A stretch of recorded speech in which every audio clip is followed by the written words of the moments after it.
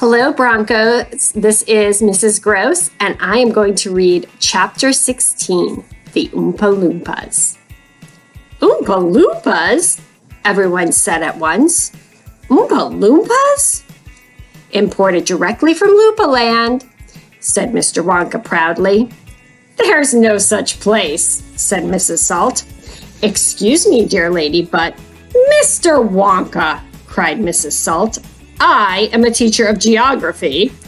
Then you'll know all about it, said Mr. Wonka. And oh, what a terrible country it is. Nothing but thick jungles infested by the most dangerous beasts in the entire world. Hornswogglers and snoozewangers and those terrible, wicked wangdoodles. A wangdoodle would eat 10 Oompa Loompas for breakfast and come galloping back for a second helping. When I went out there, I found the little Oompa Loompas living in treehouses. They had to live in treehouses to escape from the wangdoodles and the hornswogglers and the snoozewangers. And they were practically starving to death. They were living on green caterpillars, and the caterpillars tasted revolting.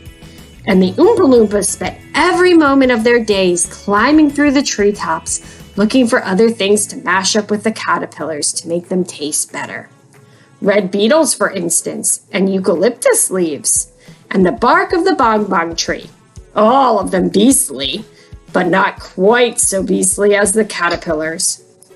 Poor little Oompa Loompas. The one food that they longed for more than any other was the cacao bean. But they couldn't get it. An Oompa Loompa was lucky if he found 3 or 4 cacao beans a year. But oh, how they craved them. They used to dream about cacao beans all night and talk about them all day. You had only to mention the word cacao to an Oompa Loompa, and he would start dribbling at the mouth. The cacao bean, Mr. Wonka continued, which grows on the cacao tree, happens to be the thing from which chocolate is made. You cannot make chocolate without the cacao bean. The cacao bean is chocolate. I myself use billions of cacao beans every week in this factory.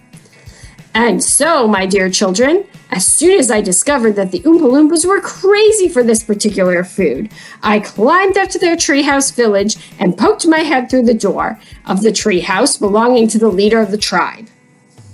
And the poor little fellow, looking thin and starved, was sitting there trying to eat a bowl full of mashed up green caterpillars without being sick. Look here, I said, speaking not in English, of course, but in Oompa Loompa-ish. Look here, if you and all your people will come back to my country and live in my factory, you can have all the cacao beans you want. I've got mountains of them in my storehouse. You can even have cacao beans for every meal. You can gorge yourself silly on them. I'll even pay your wages in cacao beans if you wish. You really mean it? Asked the Oompa Loompa leader, leaping up from his chair. Of course I mean it, I said, and you can have chocolate as well. Chocolate tastes even better than cacao beans because it's got milk and sugar added. The little man gave a great whoop of joy and threw his bowl of mashed caterpillars right out of the treehouse window. It's a deal, he cried. Come on, let's go. So I shipped them all over here, every man, woman, and child in the Oompa Loompa tribe. It was easy. I smuggled them over in large packing cases with holes in them, and they all got here safely. They are wonderful workers. They all speak English now. They love dancing and music. They are always making up songs. I expect you will hear a good deal of singing today from time to time.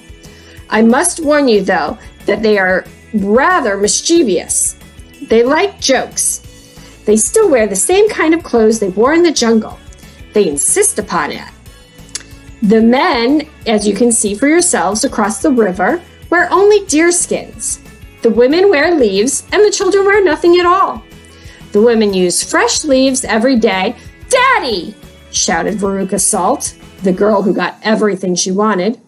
Daddy! I want an Oompa Loompa. I want an Oompa Loompa right away. I want to take it home with me. Go on, Daddy, give me an Oompa Loompa. Now, my pet, her father said to her. We mustn't interrupt Mr. Wonka, but I want an Oompa Loompa, screamed Veruca. All right, Veruca, all right, but I can't get it for you this second. Please be patient. I'll see you have one before the day is out. Augustus, shouted Mrs. Gloop. Augustus, sweetheart, I don't think you had better do that. Augustus Gloop, as you might have guessed, had quietly sneaked down to the edge of the river, and he was now kneeling on the river bank, scooping hot, melted chocolate into his mouth as fast as he could. And that is the end of chapter 16.